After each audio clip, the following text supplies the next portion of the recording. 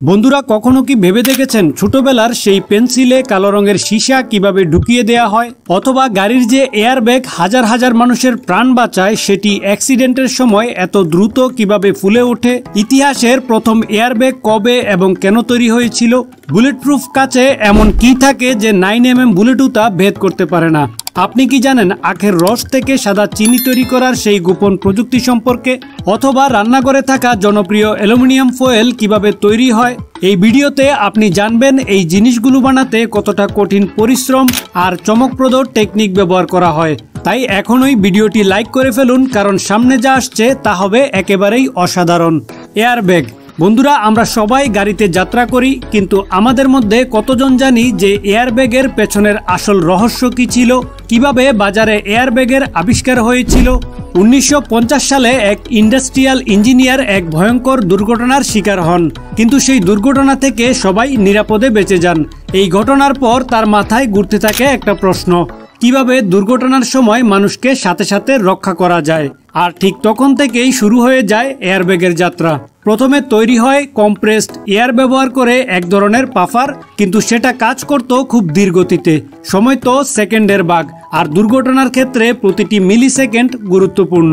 তারপর 1967 সালে এক আমেরিকান ইঞ্জিনিয়ার আবিষ্কার করেন একটা বুদ্ধি যা পুরো বিপ্লব ঘটিয়ে দেয়। তিনি রাসায়নিক প্রক্রিয়া ব্যবহার করে এয়ারব্যাগ ফুলানোর পরিকল্পনা করেন, যেখানে সোডিয়াম আজাইড নামের একটি রাসায়নিক আছে যা দুর্ঘটনার সেন্সর থেকে পাওয়া সিগন্যালের সাথে সাথেই বিস্ফোরিত হয়ে বিশাল পরিমাণে নাইট্রোজেন গ্যাস তৈরি করে, আর মাত্র 20 মিলিসেকেন্ডের মধ্যে এয়ারব্যাগ ফুলে ওঠে। 20 মিলিসেকেন্ড মানে আপনার চোখের পলক ফেলার সময়ের চেয়ে কম সময়ে এয়ারব্যাগ আপনার জীবন রক্ষা করতে তৈরি হয়ে যায়। আর এই এয়ারব্যাগের ফেব্রিক তৈরি হয় 1000টি নাইলনের সুতা দিয়ে, যেগুলো বিশেষভাবে কাটা, ধোয়া ও প্রেস করা হয় যাতে গ্যাস একেবারেই বাইরে বেরোতে না পারে। একটি সুতা ছিঁড়ে গেলেই সেন্সর মেশিন বন্ধ করে দেয়, একদম নিরাপত্তার শেষ বাধা। আরেকটু মজার তথ্য হলো, আধুনিক গাড়ির এয়ারব্যাগগুলো একাধিক অবস্থানে থাকে, অর্থাৎ 360 ডিগ্রি সুরক্ষা। Aluminium fuel. আপনি হয়তো রান্নার অ্যালুমিনিয়াম ফুয়েলকে পাতলা মনে করেন, কিন্তু এই পাতলাতেই লুকিয়ে আছে শত শত ডিগ্রির তাপ এবং কঠোর প্রযুক্তি। প্রথমেই পুরোপুরি বিশুদ্ধ অ্যালুমিনিয়াম ইনগট গলানো হয় 650 ডিগ্রি সেলসিয়াস তাপমাত্রায়, যা আসলে আগুনের চেয়েও গরম। এই গলন প্রক্রিয়া প্রায় 8 ঘন্টা চলে। তারপর এই তরল ধাতুকে ছেঁকে পরিষ্কার করা হয়, এরপর সেটিকে ছাঁচে ঢেলে শীতল করা হয়, যেটা পুরোপুরি মজবুত একটি ব্লকে পরিণত হয়। পরবর্তী ধাপে ক্রেনের সাহায্যে সেই ব্লক নিয়ে যাওয়া হয় রোলিং মেশিনে, যেখানে গরম রোলারগুলো একাধিকবার চাপ দিয়ে অ্যালুমিনিয়ামকে ধীরে ধীরে পাতলা করে ফেলে। 15 বার রোলিংয়ের পর 45 সেমি থেকে কমিয়ে আনা হয় মাত্র 5 সেমিতে। এরপর আরও বিশেষ একটি মেশিনে অতিরিক্ত পাতলা করে ফয়েল হিসেবে পরিণত করা হয়। সর্বশেষে কাটাকাটি ও প্যাকেজিং হয়ে যায়, আর রেডি হয় রান্নাঘরের জনপ্রিয় অ্যালুমিনিয়াম ফুয়েল। আপনি কি জানেন এই ফুয়েল একদম পাতলা হলেও অনেক ধরনের রাসায়নিক প্রতিক্রিয়া ও তাপ থেকে খাবারকে রক্ষা করে। Bullet proof glass.